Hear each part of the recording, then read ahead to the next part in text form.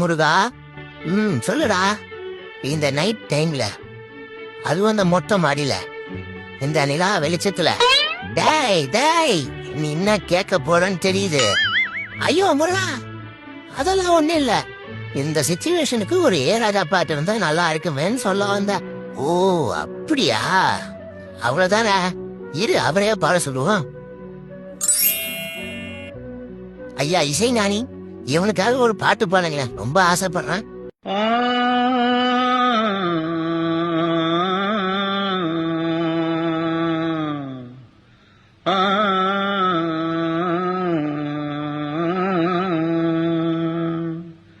தென்பாண்டி சீமையிலே தேரோடும் வீதியிலே மான் போல வந்தவனே யாரடிச்சாரோ யாரடிச்சாரோ யாரடிச்சாரோ.